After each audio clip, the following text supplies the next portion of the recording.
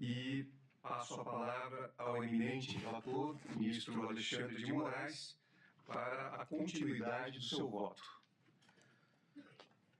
Obrigado, presidente. Cumprimento Vossa Excelência, ministro Cristiano Zanin, cumprimento nossa decana, ministra Carmen, ministro Fux, ministro Flávio Dino, cumprimento o Procurador-Geral da República, professor Paulo Gonet, cumprimento também todos os advogados presentes que ontem sustentaram, Dr. Paulo Renato Garcia Sintra Pinto, Dr. Demóstenes Lázaro Xavier Torres, Dr. Elmar Novak, Dr. Matheus Milanês, Dr. Celso Vilardi, Dr. César Bittencourt, Dr. Andreu Farias e Dr. José Luiz Oliveira Lima.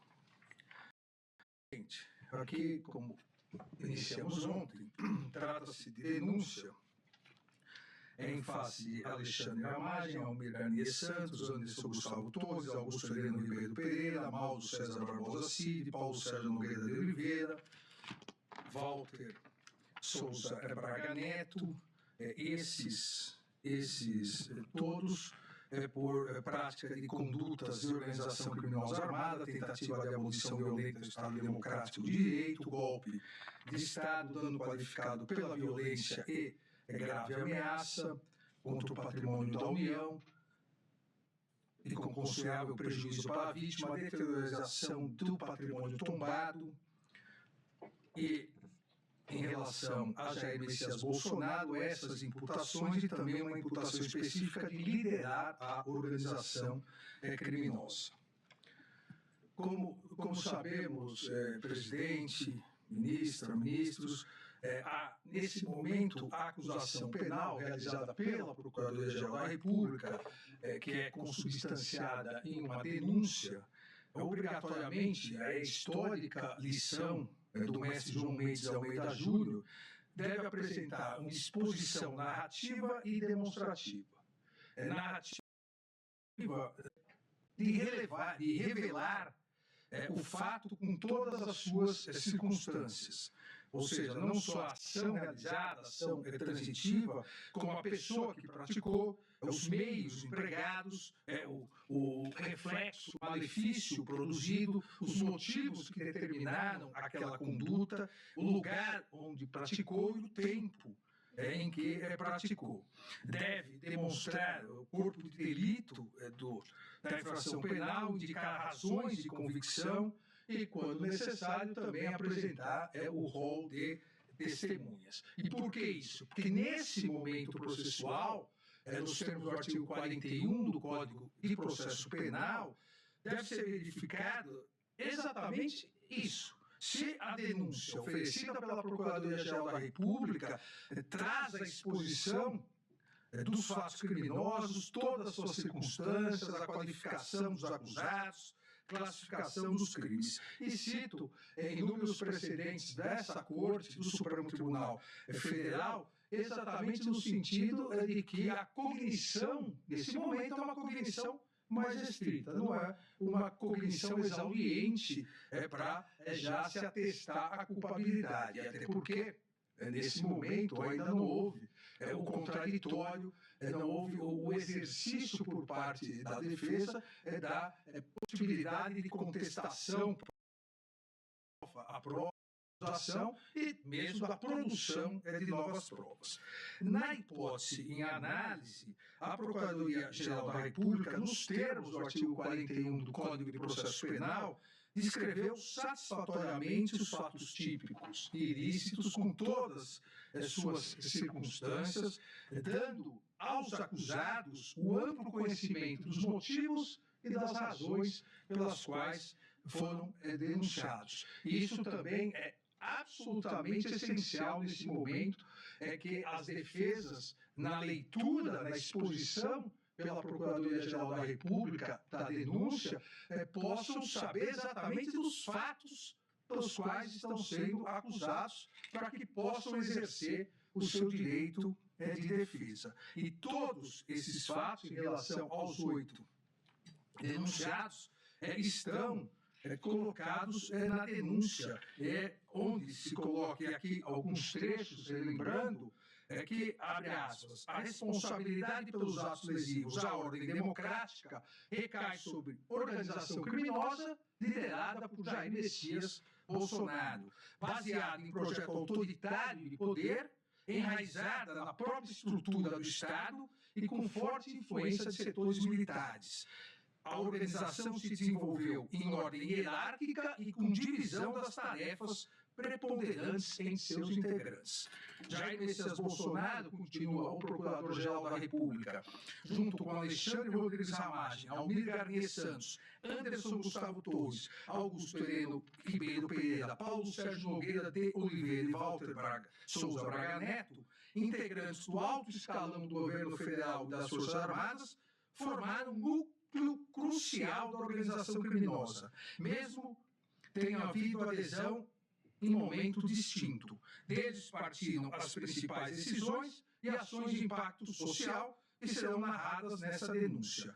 Mauro César Barbosa Cid, embora com menor autonomia decisória, também fazia parte desse núcleo, atuando como porta-voz de Jair Messias Bolsonaro e transmitindo orientações aos demais membros do grupo. A partir desse introito da Procuradoria-Geral da República, a denúncia passa a descrever de forma detalhada, com todos os elementos, expondo de forma compreensível todos os requisitos exigidos pelo artigo 41 do Código de Processo Penal, tendo sido coerente a exposição dos fatos, com a descrição amplamente satisfatória dos crimes de organização criminosa, tentativa de abolição violenta do Estado Democrático de Direito, tentativa de golpe de Estado, dano qualificado contra o patrimônio da União, com emprego de violência e grave ameaça, assim como crime de deterioração do patrimônio tombado, permitindo, volto a insistir aqui, isso é absolutamente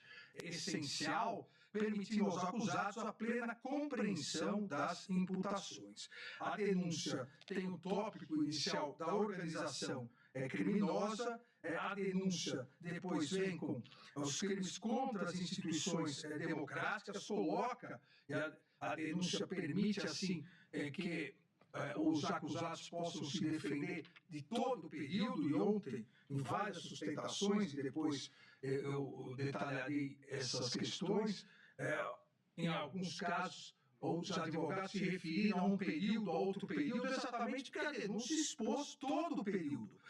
O Procurador-Geral da República coloca, abre aspas, a natureza estável e permanente da organização criminosa é evidente em sua ação progressiva e coordenada, que se iniciou em julho de 2021 e se estendeu até janeiro de 2023. As práticas da organização caracterizaram-se por uma série de atos dolosos ordenados à abolição do Estado Democrático de Direito e à deposição do governo legitimamente eleito. E, a partir daí, continua indicando todas as circunstâncias que, segundo a Procuradoria-Geral da República, caracterizam as elementares dos tipos penais imputados.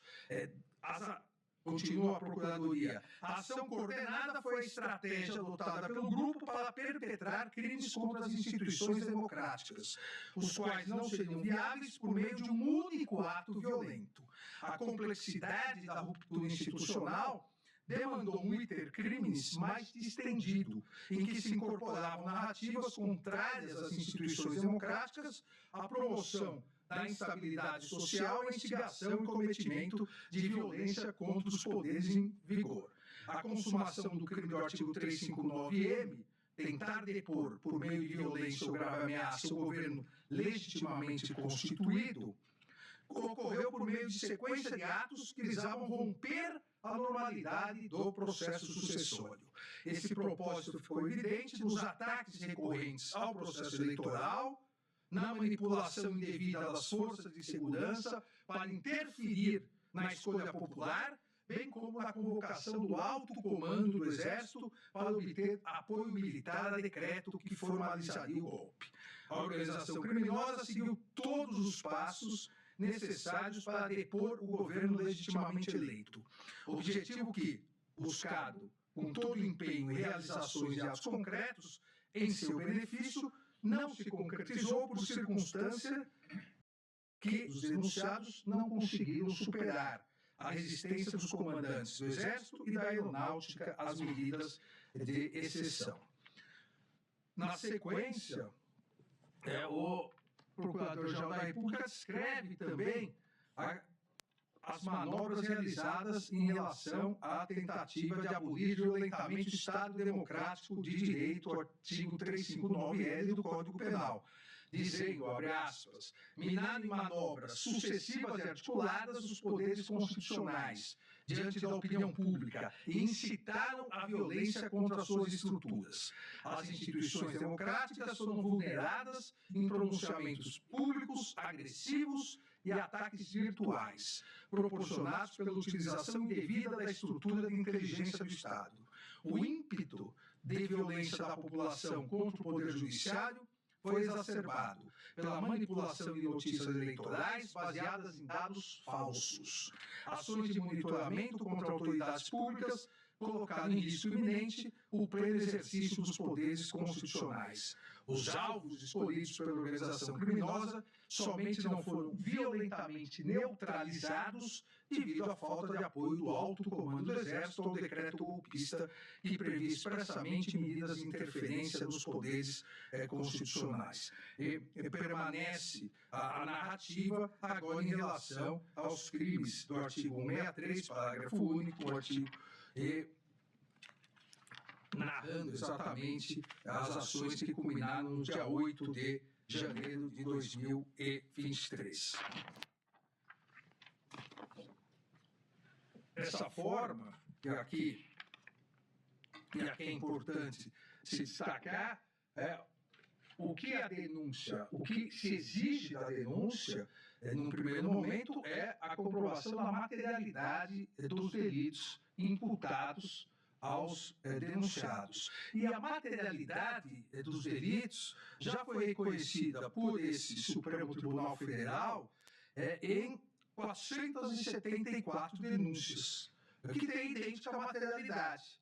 Os mesmos crimes narrados e participação diversa de vários denunciados, mas os crimes narrados são os mesmos. E nessas 474 denúncias, o Supremo Tribunal Federal reconheceu a materialidade desses delitos, já com 251 condenações, 4 absolvições e 219 ações penais em andamento. E essa materialidade foi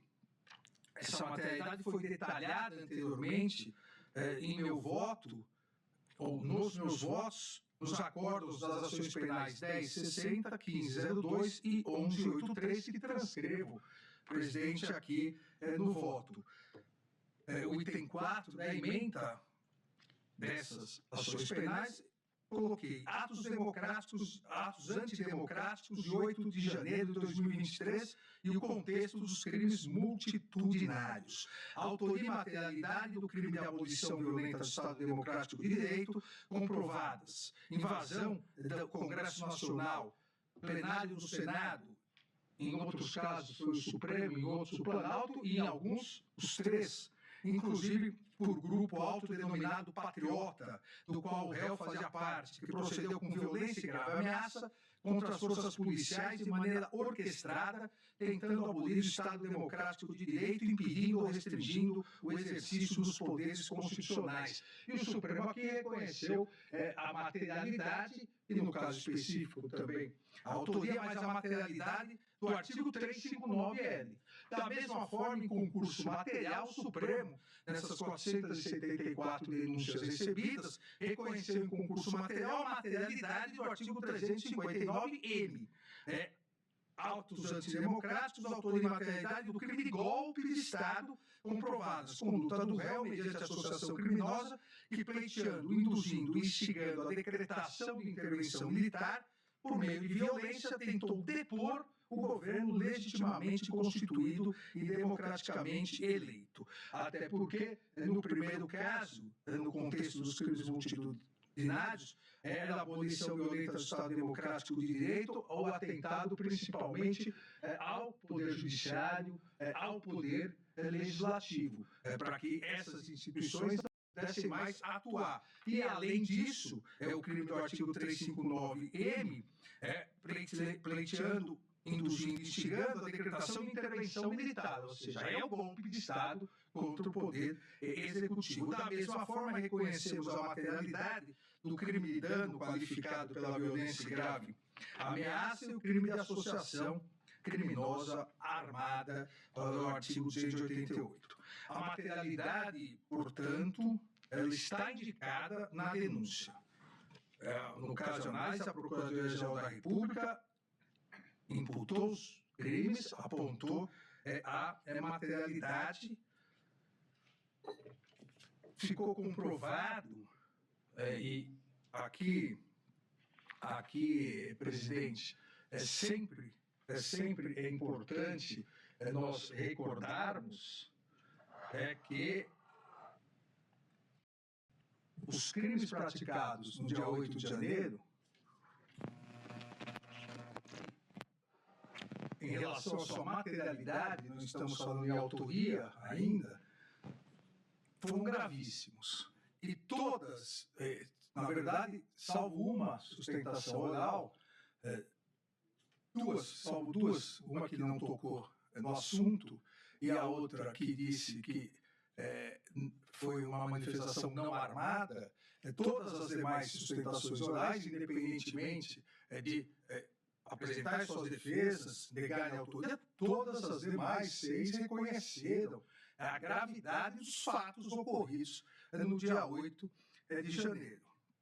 E é muito importante, presidente, nós relembrarmos sempre, porque existe na ciência o que se chama viés de positividade. É comprovado que as pessoas, todos nós, até por uma autoproteção, todos nós temos, os nossos cérebros, temos o viés de lembrar as notícias boas e esquecer as notícias ruins. Aqui é diverso da questão de traumas. E só as notícias mesmo. Esse viés de positividade é o esquecimento das experiências ruins, é uma autoproteção do cérebro. E dia 8 de janeiro de 2023 foi uma notícia péssima para a democracia, para as instituições, para todos os brasileiros e brasileiras que acreditam num país melhor. Mas esse viés de positividade faz com que nós, aos poucos, relativizemos isso e esqueçamos que não houve um domingo no parque, como eu salientei nas primeiras condenações. Não foi um passeio no parque. Ninguém, absolutamente ninguém que lá estava passeando. E ninguém estava passeando porque tudo estava bloqueado e houve necessidade de romper as barreiras policiais. Algumas delas, inclusive, já em fase final, a ação penal promovida pela Procuradoria-Geral da República contra a cúpula da Polícia Militar, algumas delas, aparentemente, foram abertas, mas vários policiais se insurgiram contra isso, vários policiais foram agredidos, e o símbolo desses policiais agredidos foi uma policial militar cujo capacete foi arrebentado com uma barra de ferro. E nós temos a tendência, infelizmente, de esquecendo. E as pessoas de boa fé que têm esse viés de positividade acabam sendo enganadas pelas pessoas de má fé que, com notícias fraudulentas e com milícias digitais, passam a querer criar uma própria narrativa, como disse ontem, de velhinhas com a Bíblia na mão, de pessoas que estavam passeando, e estavam com um batom, e foram lá passar um batonzinho só na estátua. Então, presidente, eu já conversei com Vossa Excelência e pedi autorização. A materialidade desses crimes, ao invés de eu ficar aqui falando meia hora, em 5 minutos do vídeo que nós vamos mostrar, a materialidade fica comprovada, porque a materialidade exige violência ou grave ameaça. e aqueles que se esqueceram de boa ou má fé que houve violência, gravíssima violência contra a pessoa, vão se recordar agora. Há um policial que foi retirado do seu cavalo e agredido covardemente. Os policiais judiciais aqui, nossos, precisaram resistir bravamente, gastaram toda a munição, não letal, obviamente, que não houve autorização para se utilizar munição letal, gastaram todas bombas de efeito moral para não deixar os invasores, os golpistas invadirem esse anexo 2 e destruírem processos sigilosos que são físicos. Nós tivemos aqui servidores, nossos policiais feridos gravemente. É um absurdo pessoas dizerem que não houve violência, não houve agressão, consequentemente não houve materialidade. Então eu peço, por favor, para que se coloque o vídeo de comprovação da materialidade dos delitos.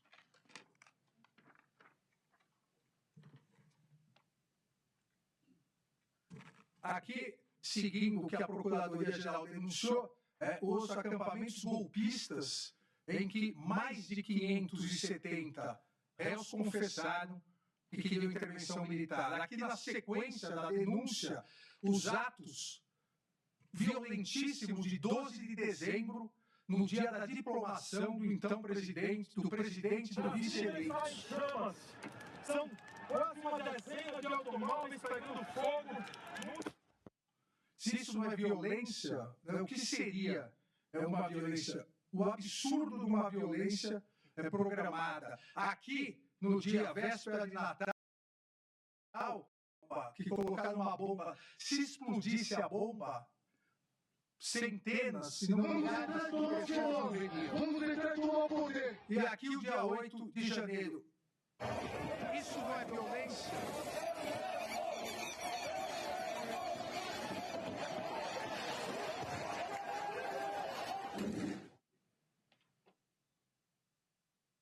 As pessoas, ninguém estava passeando. Havia uma barreira policial e todos invadiram, agredindo os policiais que jogavam, vejam, jogavam gás de pimenta. As pessoas invadindo. E sempre com a intenção golpista, nós vamos ver várias faixas pedindo intervenção federal. Uma verdadeira guerra campal. Bombas, helicóptero, jogando bombas de efeito moral. O policial agredido, tirado do seu cavalo e agredido covardemente.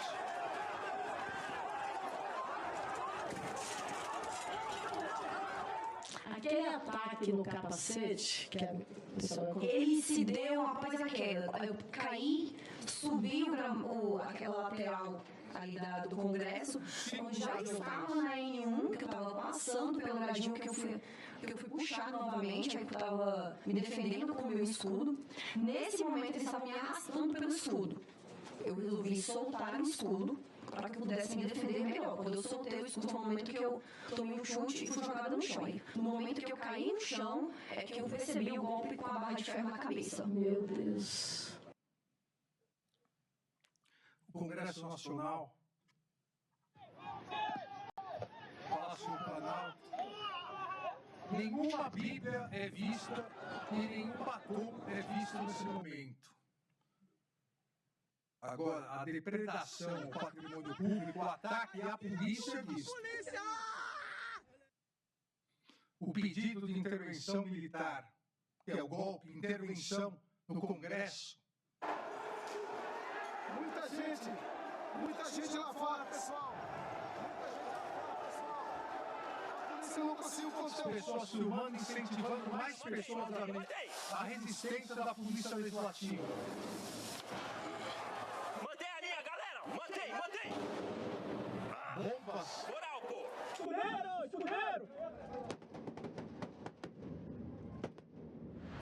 É bom lembrarmos que nós tivemos uma tentativa de golpe de Estado violentíssimo.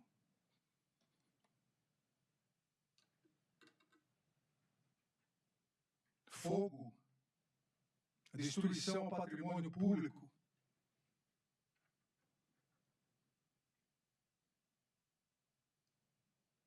dano qualificado,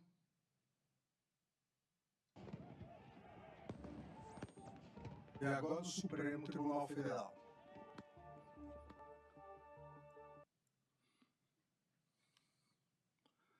Uma violência selvagem, a incivilidade total, com pedido de intervenção militar de golpe de Estado. Quem é a porra do STF, cara? Quem é a porra do STF? Quem manda aqui nessa porra? Quem é a porra do STF, caralho? Quem manda aqui?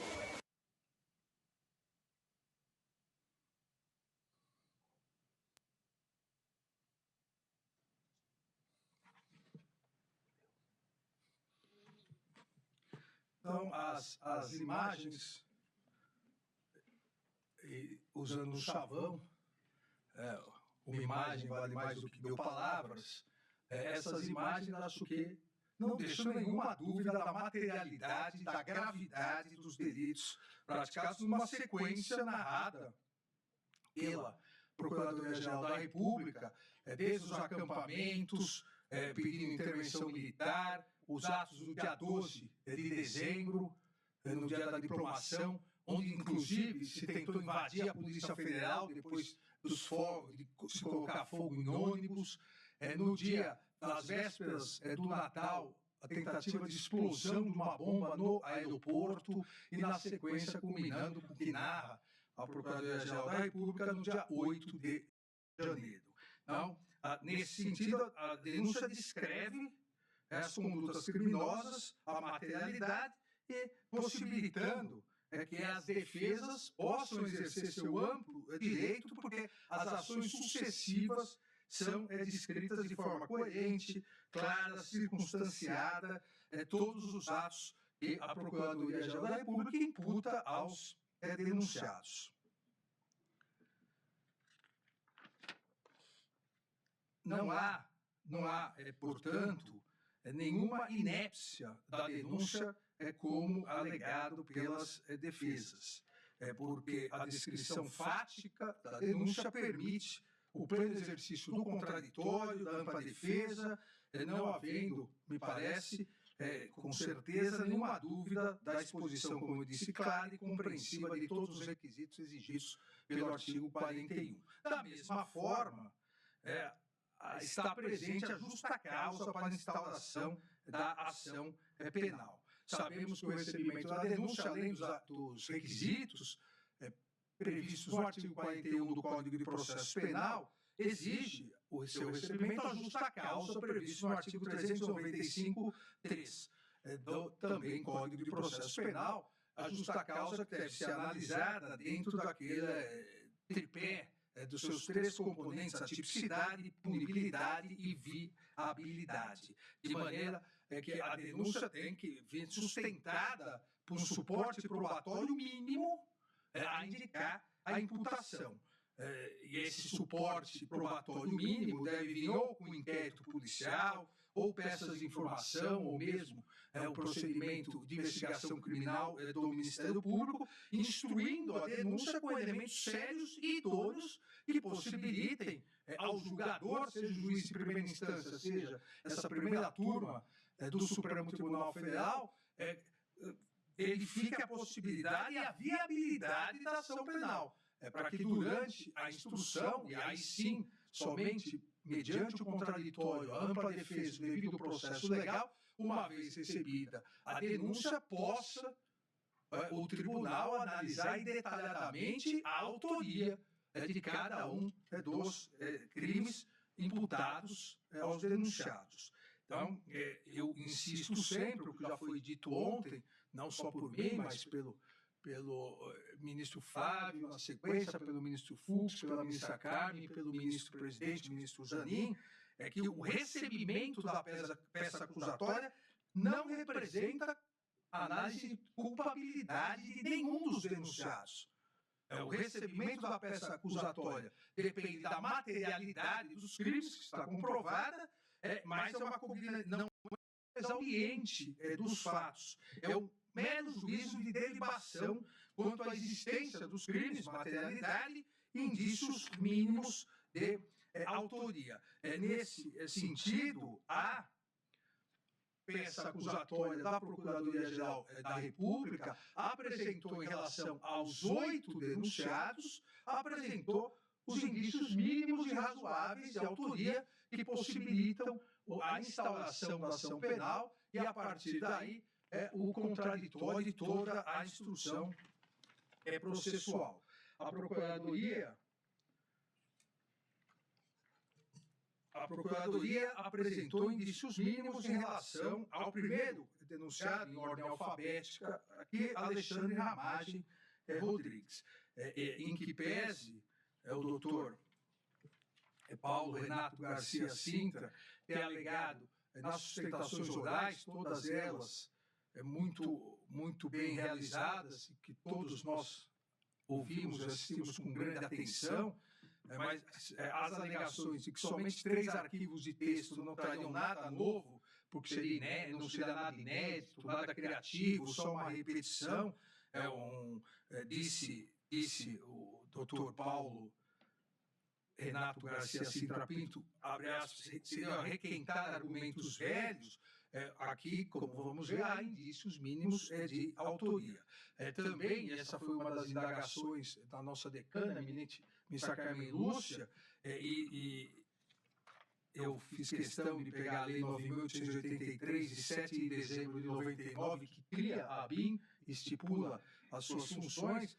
Não é função da ABIN fiscalizar as urnas. Não é função da ABIN investigar ou não a confiabilidade das urnas. Não é função do órgão, não é também órgão jurídico consultor para embasar cumprimentos ou não de decisões do Tribunal de Decisões Judiciais. A ABIN jamais pode interferir, na verdade a ABIN não pode interferir em nada, muito menos no Poder Judiciário e Justiça Eleitoral. E aqui a Procuradoria-Geral da República detalhou a participação do acusado Alexandre Ramagem Rodrigues dentro dessa estrutura delitiva, apontando, como eu disse, indícios mínimos e razoáveis de autoria. Narra que, à época, era diretor-geral da ABIN, organizou e direcionou mensagens, além de descrever a conduta dessa empreitada. Mensagens e aqui é importante, orientou e produziu mensagens que passaram a ser difundidas em larga escala pelo denunciado Jair Messias Bolsonaro em julho de 2021 e replicadas utilizando as denominadas milícias digitais nas redes sociais. A partir desse, como diz a Procuradoria-Geral da República, desse alinhamento ideológico, o denunciado Alexandre Ramagem foi a indícios que devem ser instrução penal, processual penal, que foi um dos responsáveis pela estruturação de uma ação conjunta com a finalidade de preparar uma narrativa a ser difundida pelo ex-presidente da República contra as urnas eletrônicas. A denúncia ressalta ainda, apontando com provas, que o acusado tinha o hábito de documentar as orientações que repassava ao ex-presidente, tendo-se do possível identificar as demais ações da organização que precederam e prepararam um cenário para o plano de permanência do poder com a ruptura do Estado Democrático de Direito. E aqui, ministros, isso é muito importante, porque todo esse embasamento, que vou detalhar agora, todo esse embasamento probatório, com esses indícios fortes de autoria, todo esse arcabouço probatório foi produzido pela Polícia Federal de forma autônoma e independente em relação à colaboração premiada.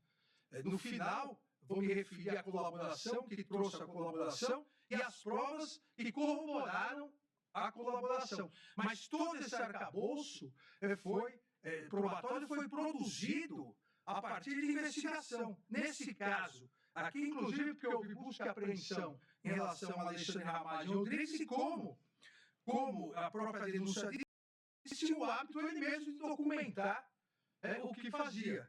E aqui destaca-se o arquivo, que também, para facilitar, vou colocar no telão, Bom Dia Presidente, o qual está ligado ao @amage Yahoo, criado em 4/3/2020, alterado em 2021, que relata a criação de um grupo técnico voltado para atacar as urnas eletrônicas, onde a previsão legal da ABIN estabeleceu um grupo técnico para atacar as urnas eletrônicas. E, a partir disso, subsidiou todos os argumentos, falsos argumentos utilizados pelo então presidente Jair Bolsonaro para atacar as urnas eletrônicas. Quando nós sabemos, já aqui, nós temos o atual presidente do Tribunal Superior Eleitoral, que já foi presidente do Tribunal Superior Eleitoral anteriormente, temos o ministro Luiz Fux, que foi presidente do Tribunal Superior Eleitoral, eu mesmo também já fui presidente do Tribunal Superior Eleitoral. Não há nada mais confiável do que as urnas eletrônicas. Nunca houve uma comprovação de fraude ou falha das urnas eletrônicas. Aliás, ministro, ontem foi reconhecido nos Estados Unidos o mérito do sistema brasileiro, segundo o noticiário. Exatamente, ministra Carmen. Vossa Excelência se refere bem, o presidente norte-americano, Donald Trump, ele alterou a legislação, o ato executivo, que seria muito equivalente à nossa ordem executiva, que é o equivalente ao nosso decreto autônomo, para melhorar as eleições. E esse link está no site da Casa Branca, que diz: seção Objetivo e Política. Apesar do pioneirismo do autogoverno, os Estados Unidos agora deixam de aplicar proteções eleitorais básicas e necessárias empregadas por nações modernas e desenvolvidas, bem como aquelas que ainda estão em desenvolvimento. A Índia e o Brasil, por exemplo, estão vinculando a identificação do eleitor a um banco de dados biométrico, enquanto os Estados Unidos dependem em grande parte da autodeclaração de cidadania. Então, o Brasil citado expressamente como modelo de sucesso pelo presidente norte-americano Donald Trump. Enquanto, e nós vamos chegar lá, enquanto aqui no Brasil houve toda essa preparação para se colocar em dúvida as urnas eletrônicas. E a ABIN, por parte do seu então diretor-geral, participou nisso. Os elementos, então, de provas colhidos, como coloquei, demonstram que, diversamente do alegado pelo acusado, há convergência daquele arquivo com o conteúdo do print de mensagem consistente em um diálogo entre Alexandre Ramagem e o interlocutor de nome JB01-8, o qual evidenciou ser o presidente Jair Messias Bolsonaro. O arquivo tinha metadados de criação datados de 10/7/2021 e modificados de 27/7/2021, concluindo que foi editado 2 dias antes da live realizada por Jair Messias Bolsonaro. Ou seja, houve a utilização, inclusive, da ABIN para a produção falsa de dados sobre urnas eletrônicas, entregue em mensagem ao também denunciado ex-presidente Jair Messias Bolsonaro, para que utilizasse na live para atentar contra a justiça eleitoral. Aqui nós temos também a transcrição desse arquivo. Por tudo que tenho pesquisado, mantenho total certeza que houve fraude nas eleições de 2018, com vitória do senhor no primeiro turno. A mensagem de Alexandre Ramagem, depois da produção desses dados falsos, ao presidente. Todavia, ocorrida na alteração de votos. O argumento da anulação de votos não teria esse alcance todo. Entendo que o argumento de anulação de votos não seja uma boa linha de ataque às urnas. Entendo que o argumento de anulação de votos não seja uma boa linha de ataque às urnas. Ainda continua, a prova da vulnerabilidade já foi feita em 2018, antes das eleições, resta somente trazê-la novamente e constantemente. Deve-se dar continuidade àqueles argumentos com devida e constante publicidade, essas questões que devem ser massificadas. Esses os pontos que acredito devam ser permanentemente difundidos. Na parte técnica, a urna já está sem credibilidade, assim como o Supremo Tribunal Federal continua na sua mensagem o denunciado Alexandre Ramagem. Ou seja, não há dúvida que há indícios fortes de autoria da participação de Alexandre Ramagem nessa organização criminosa que planejou e executou a tentativa de abolição do Estado Democrático de Direito e de golpe de Estado. Da mesma forma, em relação ao Almir Garnier Santos,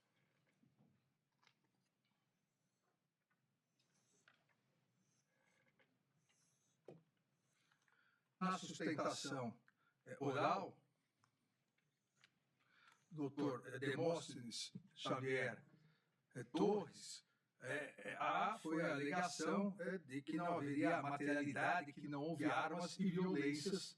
Mostramos aqui o vídeo, então ficou claro agora que houve muita arma, muita violência, muita agressão, inclusive a policiais. Também aqui se pretendeu, na sustentação oral, doutor Demóstenes, se pretendeu, eu diria, quase um chamamento à autoria. O nosso professor de processo civil, ministro Fux, conhece mais do que nós isso, quase houve um chamamento à autoria para trazer para a denúncia também os outros ex-comandantes militares. Mais ou menos assim, se o almirante Garnier foi denunciado, o ex-comandante do Exército e os comandantes da Aeronáutica também deveriam ser. Por que não foram?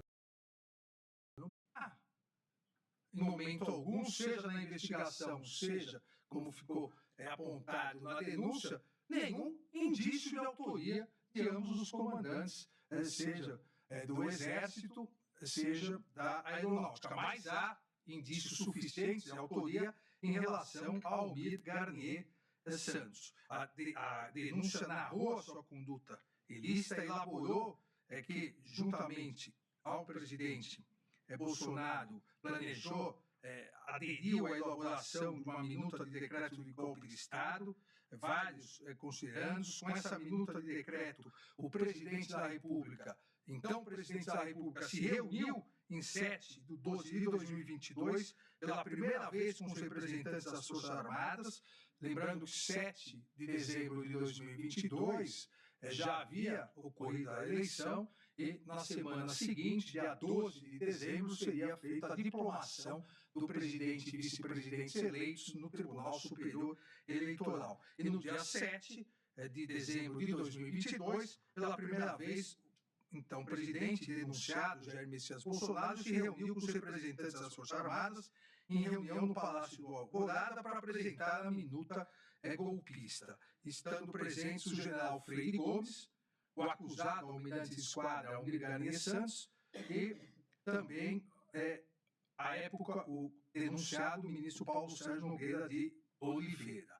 E, apesar de algumas alegações, com todo o respeito, de que minutas de golpe são coisas normais que corriam pela internet, o ministro Flávio Dino até perguntou, né, onde estava essa minuta? Não, essa minuta corria entre autoridades, como se fosse algo normal, todos darem um palpitinho na minuta de golpe, vamos melhorar aqui para o golpe ser um pouco melhor. Não é normal, que o presidente que acabou de perder uma eleição se reúna com o comandante do Exército, o comandante da Marinha e ministro da Defesa para tratar de uma minuta de golpe. E essa reunião foi comprovada também, vou colocar aqui, foi comprovada com o controle de entrada e saída de pessoas do Palácio do Alvorada. Também uma prova autônoma, independente da delação. Aí, em vermelho, está o controle de entrada e saída de pessoas do Palácio do Alvorada, dia 7/12, Paulo Sérgio Freire Gomes e o almirante Garnier, que chegaram em horários muito próximos, entre 8h25 e 8h34, e saíram também em horários muito próximos, meio-dia e 20 e meio-dia e 23. Além disso, a denúncia ressalta a ocorrência de mais de um encontro do almirante Garnier, onde se colocou à disposição para seguir as ordens que fossem necessárias a implementar o golpe, o decreto golpista, principalmente confirmando a sua anuência e colocando as suas tropas à disposição na reunião do dia 14/12/2022. Demonstrou ainda a denúncia indícios razoáveis de autoria de Almir Garnier e sua adesão, porque foi corroborado em razão de uma ofensiva de integrantes da organização criminosa contra o general Freire Gomes, então comandante do Exército, e o tenente brigadeiro Batista Júnior, comandante da Força Aérea, que, ao não aderirem, por ordem, inclusive, de um outro denunciado, o general Braga Neto, vários militares passaram a ofendê-los e as suas famílias nas redes sociais, utilizando o que virou praxe para essas milícias digitais, utilizando as redes sociais para constranger, para humilhar, para afetar não só as pessoas, o alvo específico, mas também todos os seus familiares.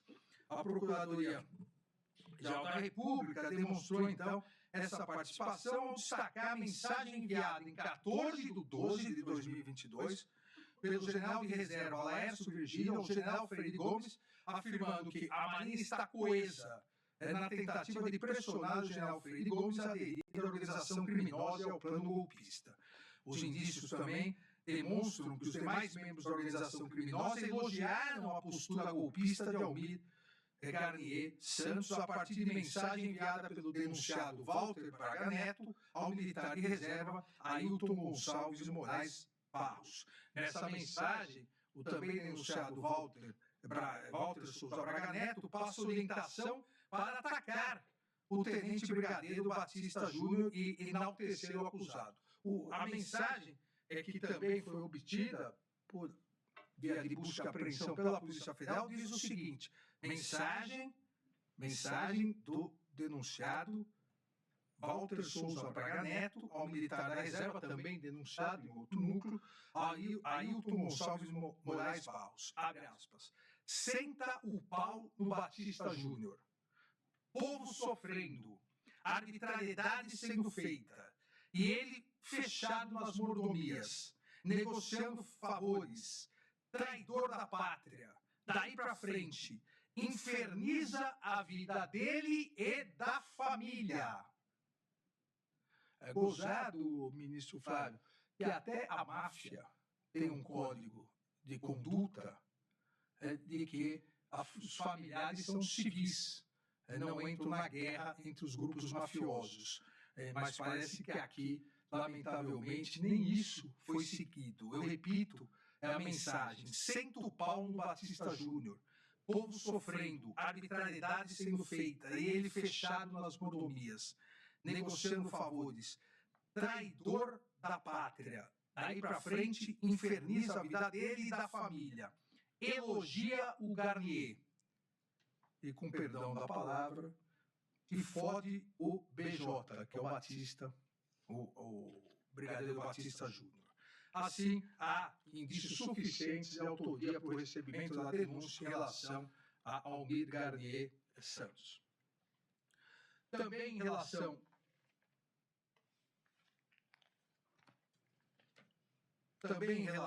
a Anderson Gustavo Torres, há indícios suficientes de autoria para o recebimento da denúncia. A sustentação feita pelo Dr. Elmar Roberto Novak, assim como todas as demais, ouvi com extrema atenção, como todos os demais, fazendo as anotações, o eminente advogado disse que houve só uma leitura do documento, a live, em poucos minutos, sem fazer juízo de valor, que seria irrelevante. Nós sabemos, todos nós, e eu e o ministro Flávio Dino mais especificamente, porque fomos ministros da Justiça, é que nada que o ministro da Justiça faz ou fala publicamente é irrelevante, para o bem ou para o mal. A utilização do cargo para atacar instituições, para atacar a justiça eleitoral, para falar de urnas nunca é irrelevante. Também o doutor Elmar acaba atacando os depoimentos dos comandantes do Exército e da Marinha, que são até agora depoimentos que nenhuma prova em contrária foi feita, que são depoimentos falsos ou mentirosos. Aponta o que eu me referi antes, aponta que a minuta encontrada, uma minuta de golpe encontrada na casa do ministro da Justiça seria algo irrelevante, porque circulava entre todas as pessoas. Na verdade, e também aqui é importante colocar que o doutor Elmar Novak coloca que o denunciado teria colaborado com a busca e apreensão, lembrando aqui que decretada a prisão do denunciado Anderson Gustavo Torres, ele estava nos Estados Unidos e quando voltou sem o seu celular. Então não foi possível fazer a perícia necessária no seu celular para verificar a troca de mensagens. Então, a Procuradoria-Geral da República descreve a conduta destacando a sua atuação, detalhando a participação relevante do acusado, e aqui é muito importante, então, ministro da Justiça e, no momento do dia 8 de janeiro, secretário de Segurança Pública do Distrito Federal.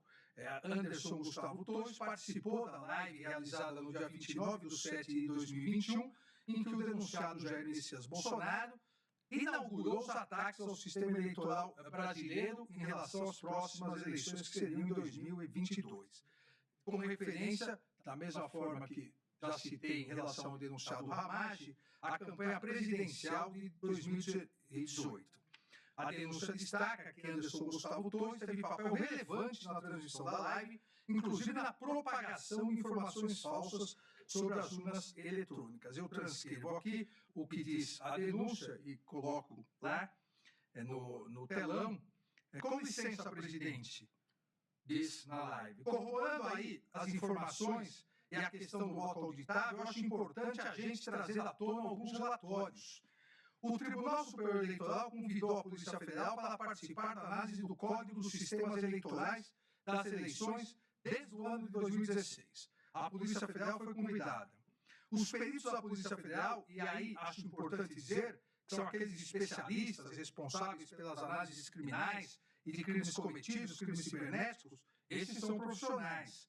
Os peritos emitiram algumas considerações e sugestões que eu acho importante a gente trazer aqui, nesse momento, para que a gente supere algumas dúvidas aí, muito questionamento, muita coisa a respeito dessa questão das urnas eletrônicas.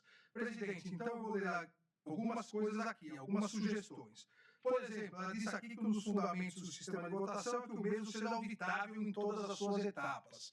Sabendo a Polícia Federal e sabendo o então ministro da Justiça que sempre o sistema de votação foi auditável em todas as suas etapas.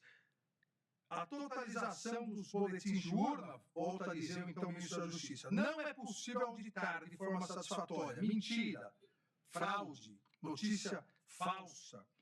O processo não é possível auditar, o processo entre a votação do eleitor e a contabilização do voto no boletim de urna. Tudo feito de forma a desacreditar o sistema eleitoral brasileiro. Em depoimento prestado à Polícia Federal, em 26/8/2021, Anderson Gustavo Torres confessou que mentiu na transmissão da live, afirmando que não foi possível depreender do material que teve acesso a existência de fraude ou manipulação de voto. Isso está nos autos. A Procuradoria-Geral, então, narrou de forma precisa, apontando os elementos necessários, demonstrando que, inclusive, a partir do relatório da análise da Polícia Judiciária, a participação do então ministro da Justiça uma reunião ministerial de 5 de julho de 2022. Todos se recordam dessa reunião ministerial gravada, importante que se diga, gravada pelo próprio presidente, que depois foi apreendida nos computadores por dirigências da Polícia Federal, onde o então ministro da Justiça que participava da reunião diz, ou continua dizendo, porque já vinha falando isso, atentando contra as instituições. Abre aspas. Tem muitos aqui que eu não sei nem se tem estrutura para ouvir o que a gente está falando aqui. Com todo respeito a todos, mas eu queria começar por uma frase que o presidente colocou aqui que eu acho muito verdadeira. É o exemplo da Bolívia. É o grande exemplo para todos nós. Senhores, todos vão ser... E aí, no português escorreito, fala um palavrão em reunião ministerial.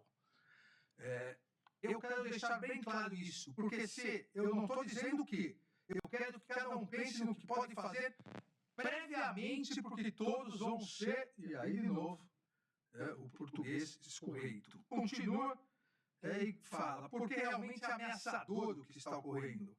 Do lado de lá, ameaça é ameaça, ministro, direta de lá para cá, se mete que eu lhe prendo, se mete que caça o seu mandato, questione. Quer dizer, a gente não pode questionar, é o fim do mundo, senhores. Qualquer um aqui tem medo na hora de digitar a senha. Qualquer um, quem digita a senha do banco para transferir R$300 de uma conta para outra, não fica preocupado se essa senha está sendo hackeada, que dirá um sistema eleitoral, um sistema desse tamanho, um sistema eleitoral, com esse tanto de indício de fraude que se refere. A gente precisa atuar agora. E é isso que eu tenho buscado atender. A Polícia Federal sempre esteve aqui, sempre esteve com outro viés e com outro olhar, sempre foi com um viés colaborativo. Esses cuidados têm 6, 7 anos. E continua na sua fala na reunião ministerial, eu quero encurtar. É claro que da nossa parte nós não vamos botar a arma na cabeça dos caras e falar, coloque aí. Mas a gente vai fazendo. Cuidado, senhores. Eu acho que tem que ter consciência disso. Mas estamos aí, presidente, desentranhando a velha relação. Desentranhando a velha relação do PT com o PCC. A velha relação do PT com o PCC. Isso está vindo aí através de depoimentos que estão muito guardados. A ministra Carmen se recorda que a partir dessa reunião houve uma explosão de fake news atrelando o então candidato, hoje presidente da República, ao PCC, e houve representação no Tribunal Superior Eleitoral. O professor Paulo Bonello, vice-procurador-geral eleitoral, também se recorda, e foi determinada a retirada por unanimidade dos 7 ministros do Tribunal Superior Eleitoral. E continua, essa é uma questão de urnas, inquérito, nós montamos um grupo lá, montou um grupo de policiais federais. A gente vai atuar de uma forma mais incisiva, já estamos atuando, mas eu acho que é importante cada um entender no momento dessas colocações. A gente realmente deve mostrar a nossa preocupação com o que está acontecendo no Brasil, com o futuro do Brasil. Esses depoimentos, na verdade, essa fala na reunião, com os outros indícios apontados pela Procuradoria-Geral, inclusive a live, mostram o exercício do cargo de ministro da Justiça para atuar claramente contra as instituições, em especial contra a Justiça Eleitoral e contra o livre exercício do que é cláusula pétrea no Brasil, previsto no artigo 60, parágrafo 4º, inciso 2º, voto direto, secreto, o voto direto, secreto, universal e periódico. A Procuradoria também narrou a participação delitiva do acusado, isso também foi gravíssimo, na interferência ilícita nas forças de segurança pública nas eleições de 2022, demonstrando indícios razoáveis que Anderson Gustavo Torres teve papel central na concretização do plano, com o objetivo da realização de um policiamento direcionado no segundo turno das eleições por parte da Polícia Rodoviária Federal, que está dentro da estrutura hierarquicamente subordinada ao ministro da Justiça. houve um aumento substancial de reuniões e pedidos entre a acusada, também denunciada em outro núcleo, Marília Ferreira Alencar e Anderson Gustavo Torres. Marília Ferreira Alencar enviou mensagem em 13/10 de 2022, num grupo, entre aspas, em off, afirmando que o ex-ministro da Justiça, Anderson Gustavo Torres, tinha pressa nessa atuação houve um mapeamento por parte do Ministério da Justiça, um mapeamento de cidades, municípios, onde o então candidato da oposição ao presidente Jair Bolsonaro, o candidato Luiz Inácio Lula da Silva, tinha tido mais votos no primeiro turno. Então foi feito um mapeamento e aí tinha pressa na atuação para a Polícia Rodoviária Federal exercer esse controle. Isso todos se recordam também, a ministra Carmen estava comigo no Tribunal Superior Eleitoral, o professor Paulo Gonet também, no dia do segundo turno, onde foi necessária uma intervenção direta do Tribunal Superior Eleitoral, inclusive com ameaça de prisão em flagrante do então diretor-geral da Polícia Rodoviária Federal, se não cessasse imediatamente essa operação que estava impedindo os eleitores de terem acesso às urnas. Ainda o tenente brigadeiro Batista Júnior corroborou a participação central de Anderson Gustavo Torres com o intuito de executar o plano golpista da organização criminosa. No seu depoimento, o ex-comandante da Força Aérea Brasileira disse que Anderson Torres procurava pontuar aspectos jurídicos que dariam suporte às medidas de exceção. E o papel do ministro Anderson Torres na feita reunião foi de assessorar então o presidente em relação às medidas jurídicas que poderia adotar no cenário discutido.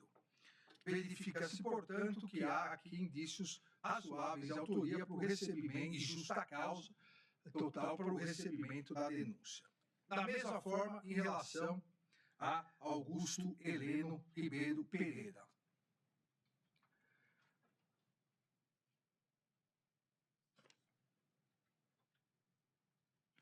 O doutor Matheus Maier Milanês disse da tribuna, como disse, todos ouvimos com extrema atenção, que o general Heleno teria sido relegado a segundo plano. O general Heleno não teria mais nenhuma influência, nenhuma participação. Nós todos nos recordamos também nessa mesma reunião em que o ministro Anderson Torres fala de atacar as urnas eletrônicas, o então ministro GSI, general Heleno, começa a dizer das providências que estava tomando e o presidente, então presidente também denunciado Jair Messias Bolsonaro, ele pede para interromper e diz, isso nós temos que falar só nós dois, porque você falou que pode vazar, é só falar que vai vazar que vaza, então vamos conversar nós dois. Então, não há nenhuma prova de que o presidente Bolsonaro, o então presidente Bolsonaro, tenha se distanciado do general Heleno. E a denúncia descreve também que o general Heleno, Augusto Heleno Ribeiro Pereira, auxiliou a estruturar o discurso de desinformação amplamente divulgado pelas falas do ex-presidente da República. Ou seja, participou de todo o intercrimes, há indícios razoáveis de autoria, com a ideia de incentivar as especulações na tentativa de descredibilizar o sistema eleitoral brasileiro, com o intuito de desmoralizar o processo democrático e esse grupo se manter no poder. A denúncia apontou que foram localizadas anotações idênticas em documentos apreendidos, tanto com o denunciado Alexandre Ramage Rodrigues, quanto com o denunciado Augusto Heleno Ribeiro Pereira, consistente em um plano para descumprir decisões judiciais sensíveis ao que a Procuradoria imputou como organização criminosa, a qual visava coagir a Polícia Federal a ignorar as ordens judiciais proferidas pelo Supremo Tribunal Federal. A agenda apreendida, e essa prova também autônoma em relação à delação, a agência apreendida de Augusto Heleno Ribeiro Pereira corrobora a narrativa da denúncia. Vejam, no telão a agenda e coloca-se o MJ aciona a AGU, caráter de urgência sobre a ordem judicial manifestamente ilegal. A AGU faz um texto fundamentado na Constituição afirmando ser ordem legal.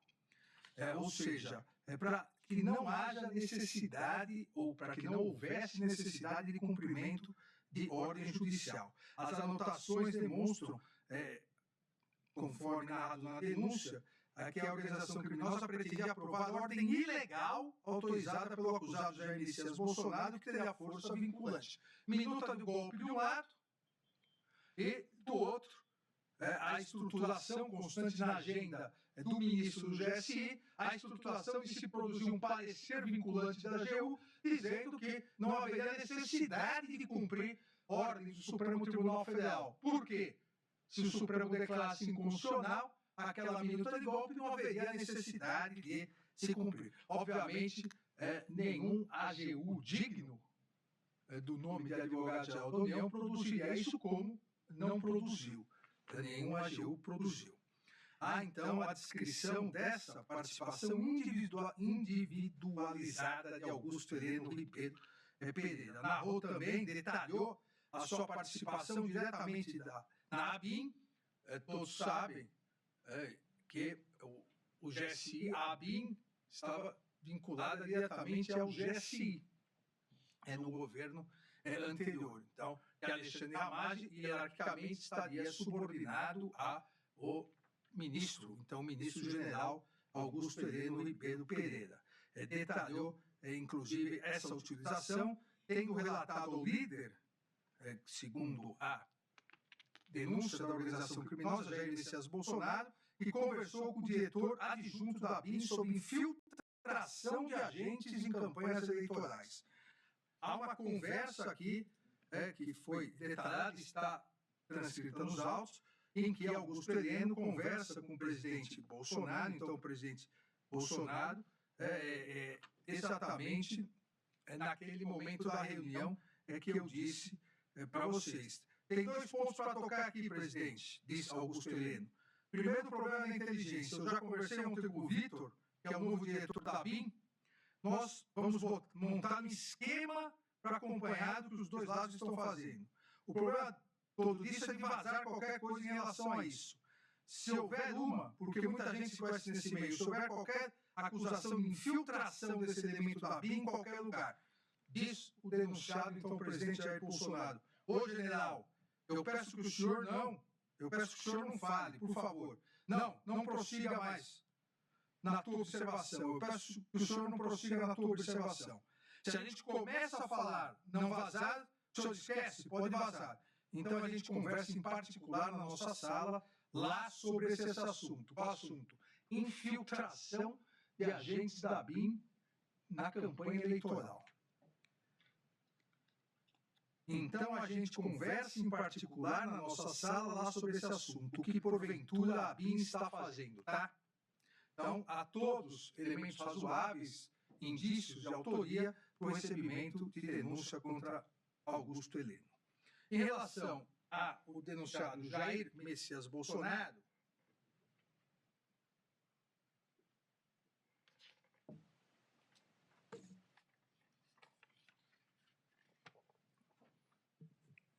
foi dito também da tribuna pelo Dr. Celso Pilardi que não há provas que indiquem a participação do então presidente, que inclusive teria ele feito a ponte entre os então comandantes das forças com o novo governo na transição, e isso demonstraria que não haveria nenhum dolo, nenhuma intenção, nenhuma vontade consciente em praticar os crimes. Mas os autos, nesse momento de cognição de recebimento da denúncia, demonstram o contrário. Há indícios razoáveis de recebimento da denúncia da Procuradoria-Geral da República, que aponta Jair Messias Bolsonaro como líder da organização criminosa, demonstrando a participação do ex-presidente da República com os elementos de prova colhidos na investigação da Polícia Federal. A denúncia detalha essa participação, detalha os atos executórios. Em 2021, Jair Messias Bolsonaro começou a organizar uma estratégia para difundir notícias falsas sobre o sistema eleitoral brasileiro. Na transmissão da live já dita, onde participou Torres, realizada em 29 de 7 de 2021, o denunciado atacou as urnas eletrônicas sem nenhum fundamento e sem apresentar nenhum elemento concreto. E a partir daí, a partir da live, se viralizou com a utilização das milícias digitais e do famoso, que também vem sendo investigado pela Procuradoria-Geral da República, o famoso Gabinete do Ódio.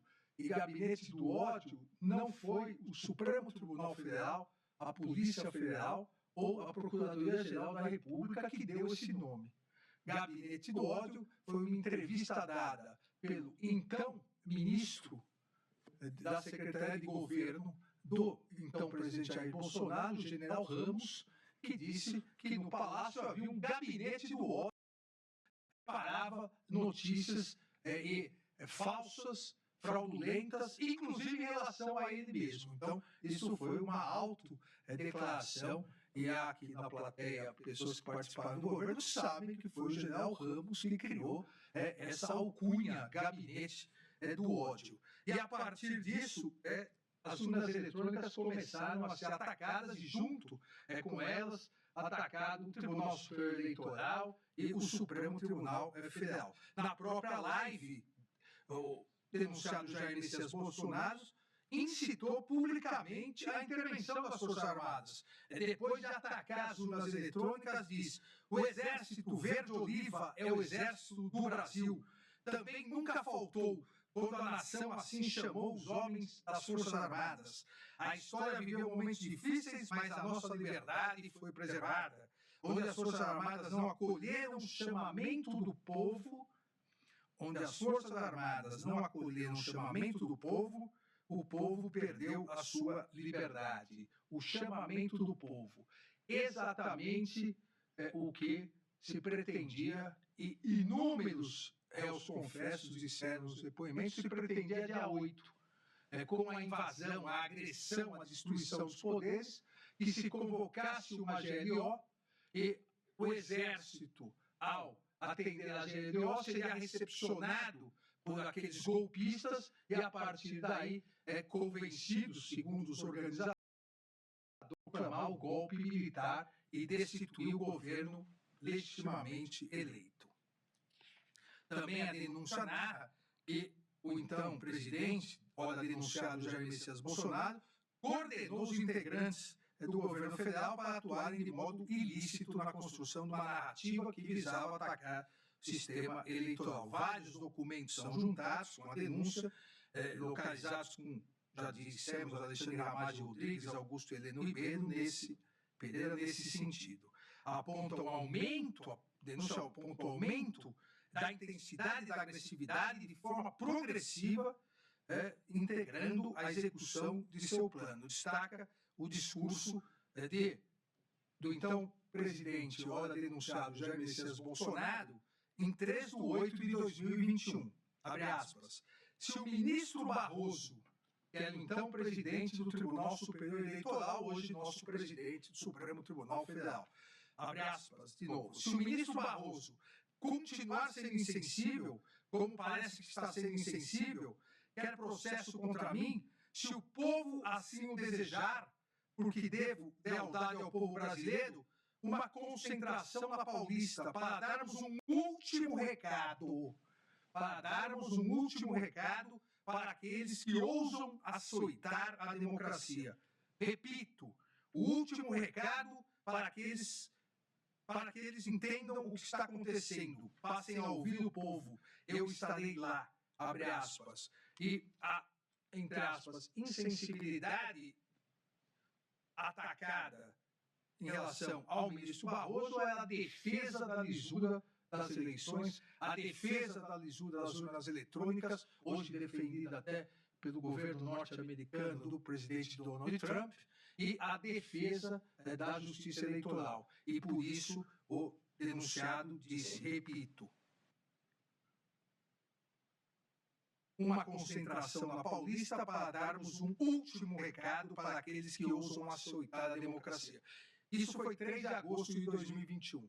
Em 7 de setembro de 2021, todos se recordam, na Avenida Paulista, que o então presidente Jair Bolsonaro, após algumas palavras carinhosas em relação à minha pessoa, disse que, a partir daquele momento, não cumpriria mais ordem judicial. E o ministro Luiz Fux, nosso presidente, então, do Supremo Tribunal Federal, se recorda que estavam incitando caminhoneiros a invadir o Supremo Tribunal Federal. O ministro Luiz Fux liderou uma das maiores operações de segurança no Supremo Tribunal Federal. Passou o dia 7 de setembro de 2021 dentro do Supremo Tribunal Federal, com a nossa Polícia Judiciária, com o apoio da Polícia Militar, para evitar que se invadisse o Supremo Tribunal Federal. Então, a ameaça feita dia 3/8, de um último recado, foi cumprido dia 7 de setembro, mas a resistência das instituições, e naquele momento personificada pela presidência do ministro Luiz Fux, a resistência democrática foi mais forte que o último recado dado àqueles que, abre aspas, ousam açoitar a democracia. Nesse contexto ainda, o ex-presidente ora denunciado, Jair Messias Bolsonaro, afirmou expressamente, abre aspas, só saio preso morto ou com a vitória. Quero dizer aos canalhas que eu nunca serei preso, fecha aspas. O objetivo de permanência no poder e da utilização de todos os meios estatais para, de forma ilícita, permanecer no poder é corroborado, segundo a Procuradoria-Geral da República, pela utilização clandestina da ABIN. Determinou, inclusive, que os seus integrantes atuassem como central de contra-inteligência para produzir desinformação contra os seus opositores.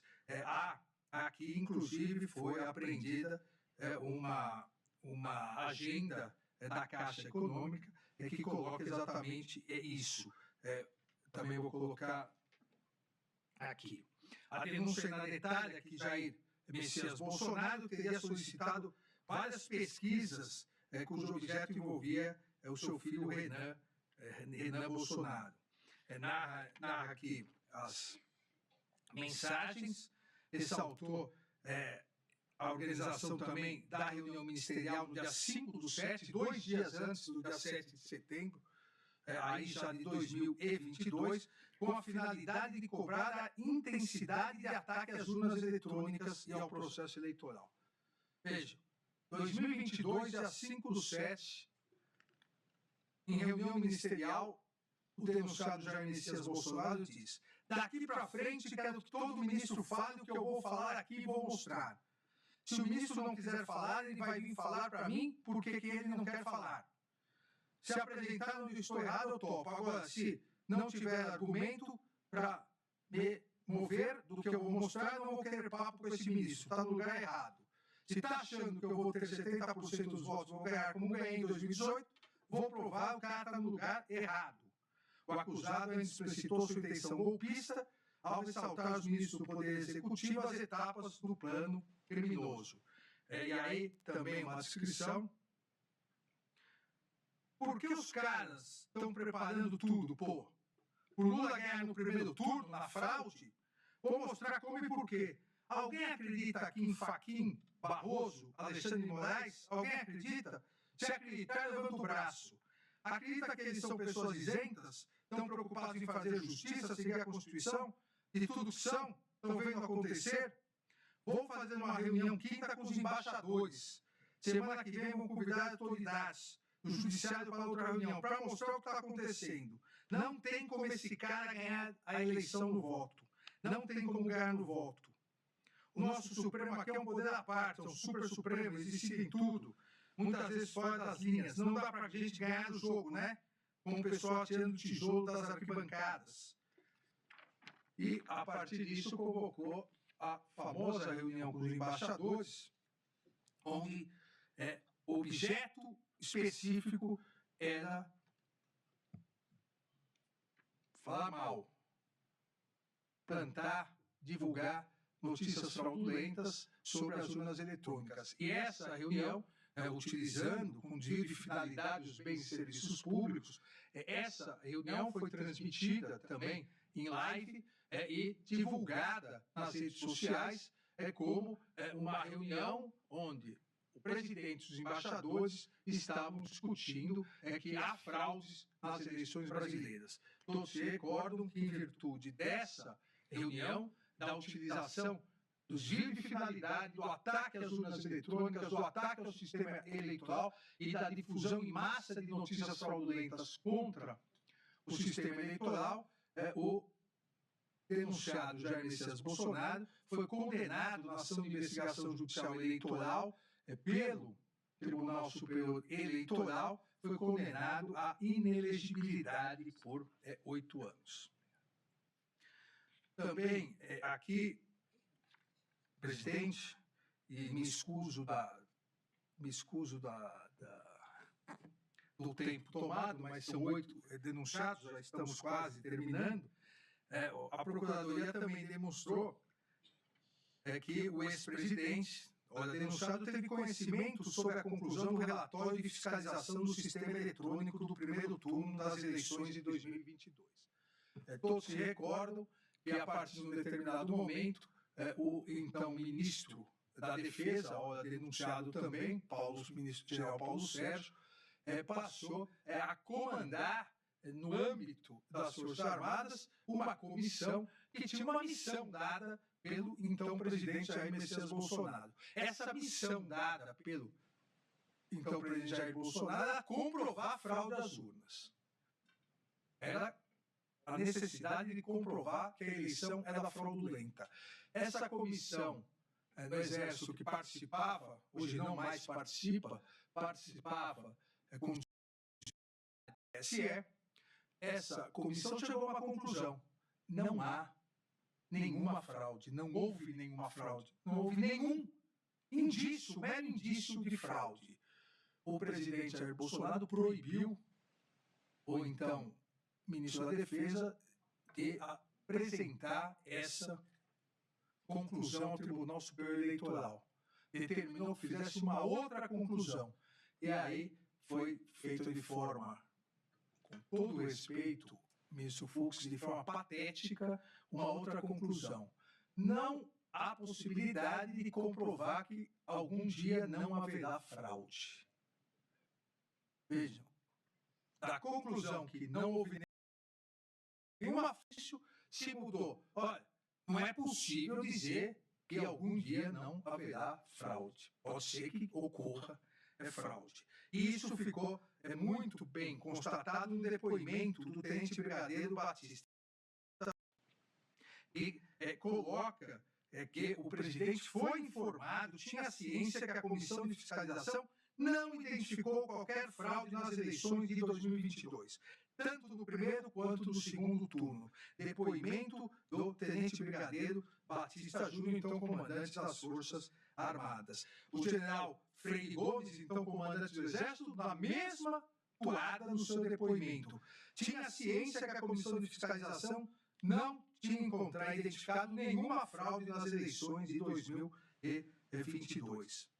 Então, fica claro aqui o intercrimes detalhado na denúncia pela Procuradoria-Geral da República. E aqui em seu depoimento, corroborando essas informações, o delator Mauro César Barbosa Cid coloca que, em relação um dos assuntos que mais insuflava a população contra a justiça eleitoral e o poder judiciário como um todo, dando aso aos radicais que queriam golpe de Estado, ou seja, em relação à existência de fraude nas urnas eletrônicas, o colaborador se recorda que a primeira conclusão da Comissão das Forças Armadas era pela inexistência de qualquer fraude no processo eleitoral e na utilização das urnas eletrônicas. Porém, o então presidente Jair Bolsonaro não aceitou essa conclusão das Forças Armadas e exigia do então ministro da Defesa, general Paulo Sérgio, que demonstrasse a exigência de supostas fraudes. Aqui há também documento elaborado pelo Ministério da Defesa, que comprova isso e foi apreendido. Além disso, a Procuradoria-Geral da República demonstrou conhecimento de Jair Messias Bolsonaro sobre o plano criminoso Punhal Verde e Amarelo, que tinha como finalidade o monitoramento e execução de autoridades públicas brasileiras. A denúncia apontou diálogo entre Mário Fernandes, que também é denunciado num outro núcleo, e Mauro César Barbosa Cid, em 8/12/2022, corroborando o acompanhamento de Jair Messias Bolsonaro sobre essa operação criminosa e violenta. Abre aspas, diz o general Mauro Fernandes. Durante a conversa que eu tive com o presidente, ele citou que o dia 12, pela diplomação do vagabundo, não seria uma restrição. Isso pode, e qualquer ação nossa pode acontecer até dia 31 de dezembro e tudo. Mas aí, na hora, eu disse, pô, presidente, mas o quanto antes a gente já perdeu tantas oportunidades.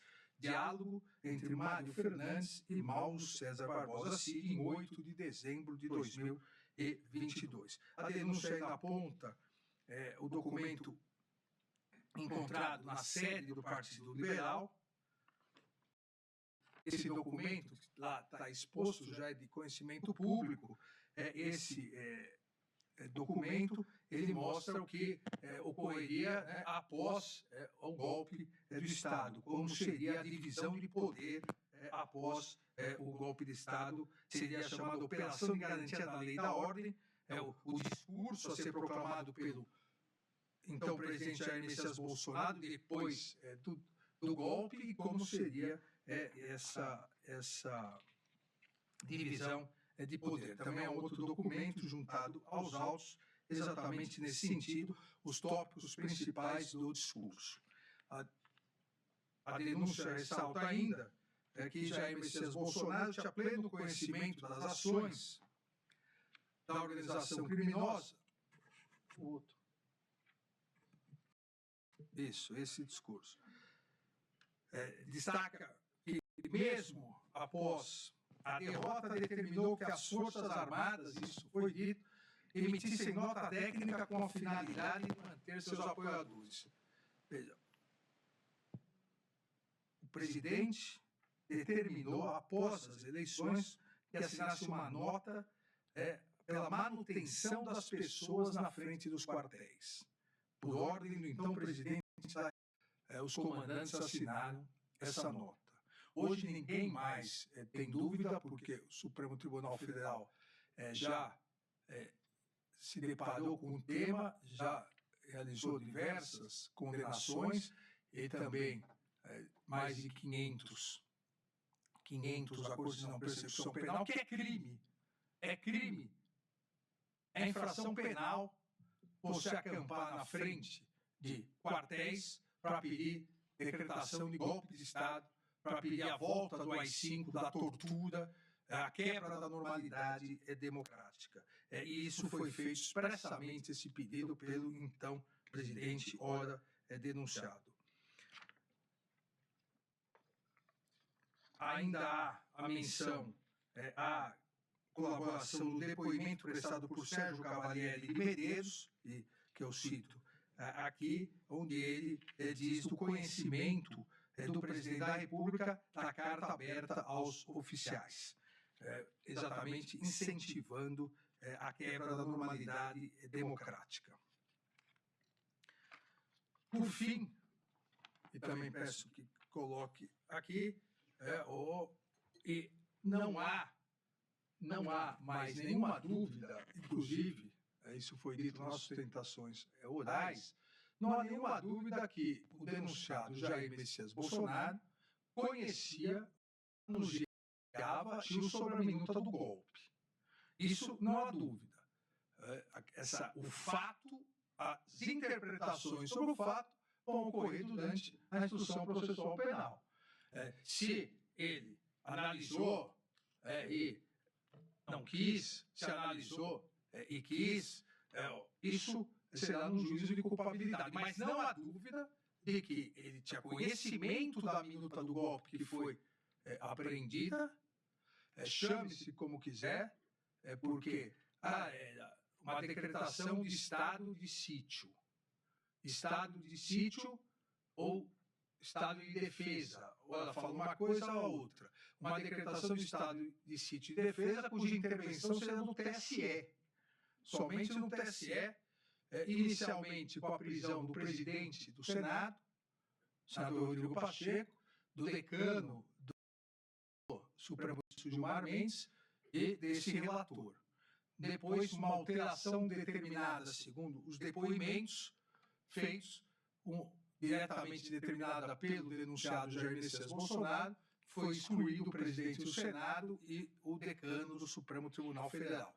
E a minuta do golpe consta diretamente, ela foi apreendida na casa do então ministro Anderson Torres, mas também ela foi apreendida no celular do coronel Mauro Cid. E a minuta do golpe deixa claro que havia a discussão, houve a discussão, os depoimentos dos dois comandantes das forças, da Força Aérea e do Exército, eles confirmam que discutiram isso e se negaram a aderir, tanto em relação quando conversaram com o presidente, ex-presidente Jair Bolsonaro, como quando conversaram com o ministro da Defesa, Paulo Sérgio. Não há necessidade de ler a minuta do golpe, porque ela já é conhecida por todos. Aqui também só colocando a apreensão, foi feita também no celular de Mauro Cid. Temos também, para finalizar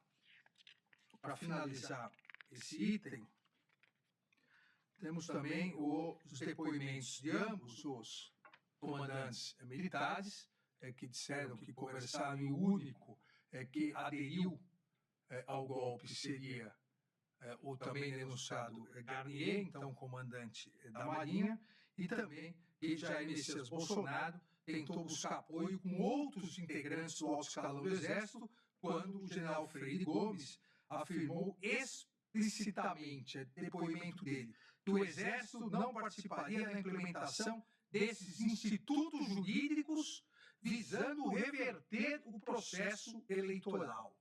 Institutos jurídicos visando reverter o processo eleitoral. O ex-presidente da República respondeu que o documento estava em estudo e depois reportaria a evolução aos comandantes. E a partir dessa recusa do então comandante, tentou o apoio do general Estevão Teófilo Gaspar de Oliveira, também denunciado em outro núcleo, que tinha o comando dos chamados kits pretos. Boa tarde, general.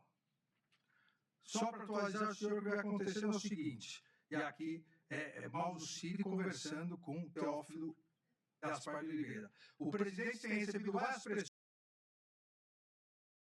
para utilizar as forças, né? Mas ele sabe que ele ainda continua com aquela ideia na última reunião, mas a pressão que ele recebe é de todo mundo. E hoje o que ele tem hoje o que ele fez hoje de manhã, ele enxugou o decreto, né? Que é a minuta do golpe.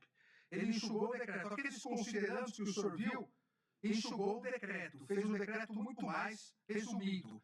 Aqueles considerandos que o senhor viu. O senhor quem? General Teófilo Gaspar de Oliveira também tinha conhecimento da minuta do golpe. E é o que ele comentou que gostaria de falar com o general.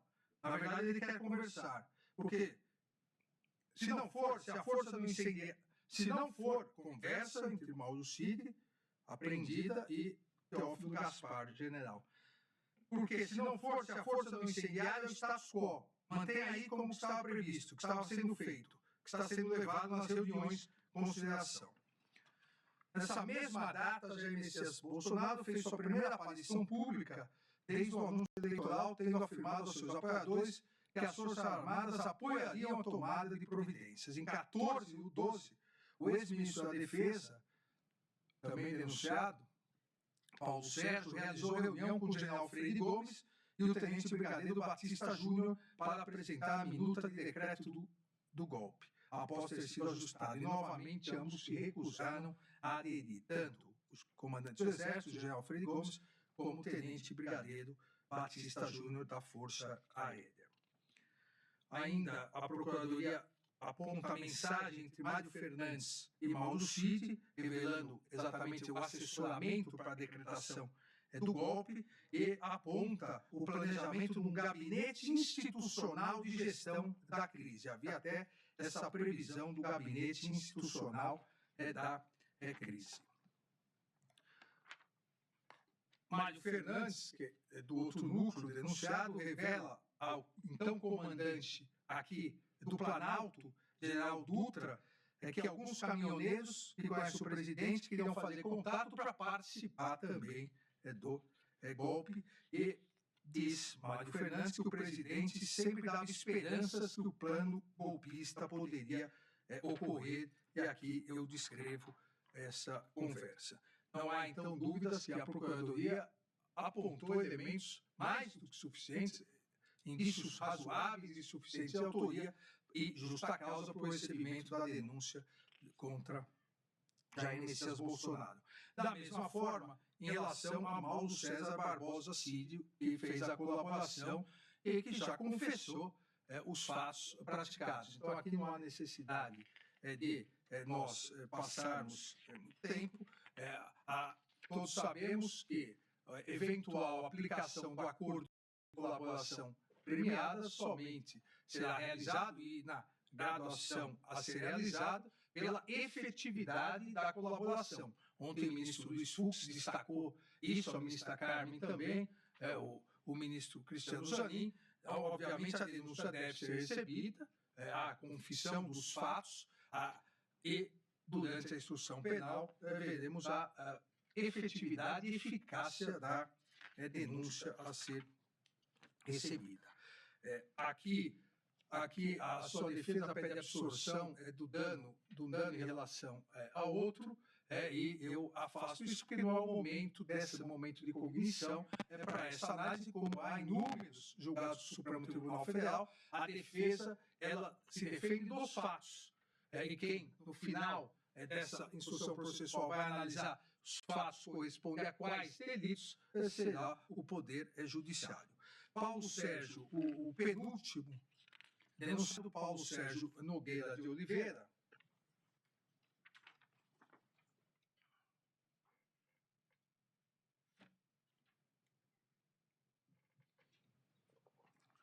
o seu advogado nas sustentações orais, doutor André Fernandes Farias, ele se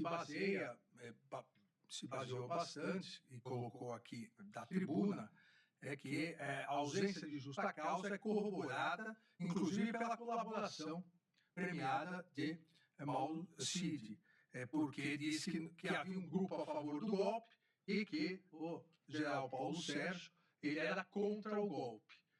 O próprio doutor André Fernandes Farias disse que ele se reuniu com o comandante do Exército e com o comandante da Força Aérea, mas porque ele era contra essa minuta do golpe, para demonstrar realmente que o que se discutia era o golpe. Em que pese essas alegações, a denúncia também deve ser recebida em relação ao denunciado Paulo Sérgio Nogueira de Oliveira, porque há aqui elementos suficientes e razoáveis de autoria. A Procuradoria demonstra que o acusado foi presencialmente ao Palácio do Planalto naquela reunião do dia 7 de 12 de 2012, quando foi apresentada a primeira vez a minuta do decreto golpista, também pro general Freire Gomes, comandante do Exército, e pro almirante Garnier, lá o registro de entrada, que já foi mostrado, entrada e saída de todos. A denúncia também mostra que, e esse é fato aqui, a própria sustentação oral se colocou, ele teve contato com a minuta, que ele conversou sobre a minuta. A questão da sua intenção será discutida durante a instrução processual penal.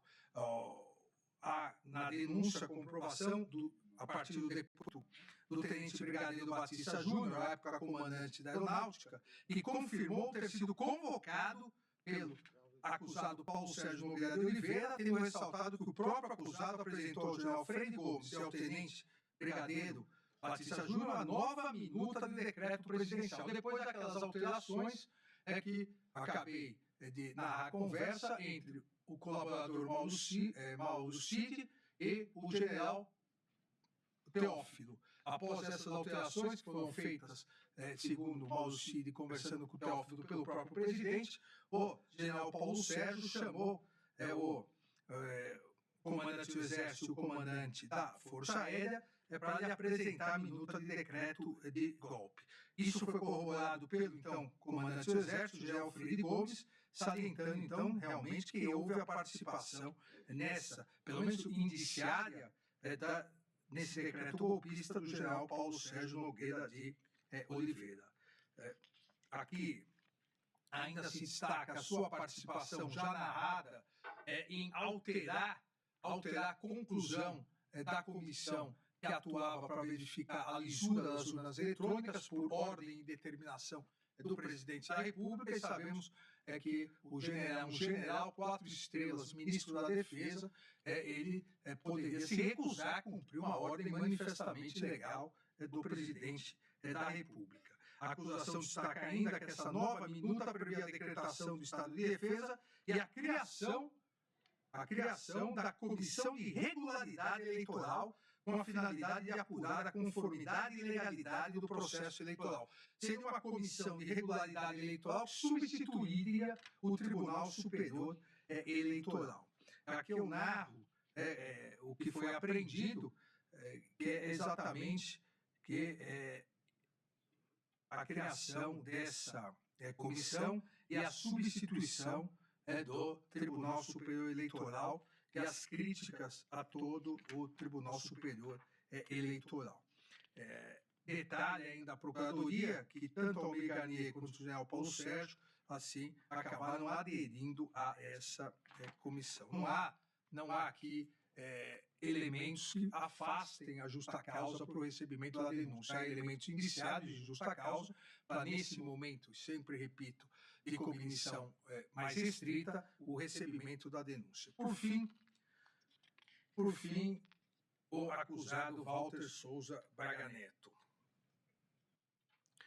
Em sua sustentação oral, o Dr. José Luiz Oliveira de Lima disse que a Polícia Federal não quis ouvir o acusado. Na verdade, não corresponde à realidade integral. Isso o doutor José Luiz não era ainda advogado do general Braga Neto, quando em 22/2 de 2024 ele foi intimado, durante as investigações, ele foi intimado a depor, ele compareceu na Polícia Federal, aqui tem um termo de declarações dele, e disse: certificado que, caso tenha envolvimento com os fatos criminosos investigados, tem o direito de permanecer em silêncio, de não produzir provas contra si mesmo e de ser assistido por um advogado, inquirido a respeito dos fatos investigados, respondeu que, nesse ato, reserva-se o direito constitucional de permanecer em silêncio até que seus advogados tenham pleno acesso ao conteúdo das investigações e esclarecimentos, motivo pelo qual, nesse ato, não serão formulados questionamentos sobre os fatos. Ele teve a oportunidade, naquele momento, e depois, sabemos todos, não é o investigado que escolhe o momento que vai falar com a polícia, mas agora terá recebida, se a denúncia for recebida, terá a possibilidade de, após a instrução processual, em seu interrogatório, que todos sabemos, um momento da defesa, em seu interrogatório, de esclarecer o que bem lhe aprouver. Mas entendo que também a Procuradoria-Geral da República narrou de forma exata, concisa e detalhada os indícios de autoria de Walter Souza Braga Neto na organização criminosa, devendo ser recebida a denúncia.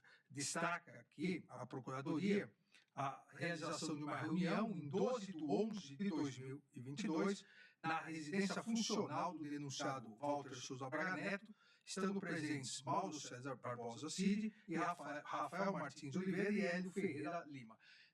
Aqui vem a comprovação, as conversas, e Purgel também identificou, e eu aqui não vou me ater muito, porque nós já falamos sobre isso no momento da delação, na preliminar, em que, num primeiro momento, o Coronel Cid, o colaborador Coronel Cid, diz que Rafael Martins de Oliveira e Hélio Ferreira Lima foram até a casa para tirar uma foto e depois ele, em virtude da omissão realizada em audiência, ele narra o que ocorreu, ele narra que realmente foram lá para, segundo ele, para planejar a operação Punhal Verde e Amarelo. Há comprovação de conversa, houve conversas, houve a reunião, o georreferenciamento comprova, então é indício suficiente para que se abra a investigação. Todos se recordam também,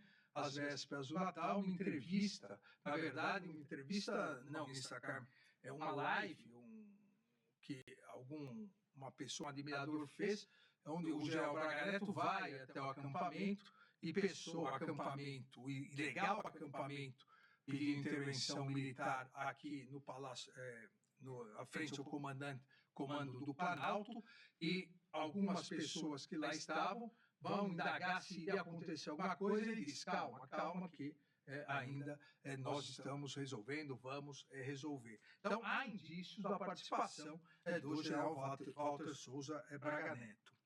A Procuradoria ainda aponta aqui, isso foi apreendido de forma autônoma também, nenhuma relação com a delação pela Procuradoria, foi apreendido que uma pessoa manda um currículo para Walter Souza Braga Neto e ele diz, e isso diz quase terminando o ano, dia 27 de dezembro de 2022.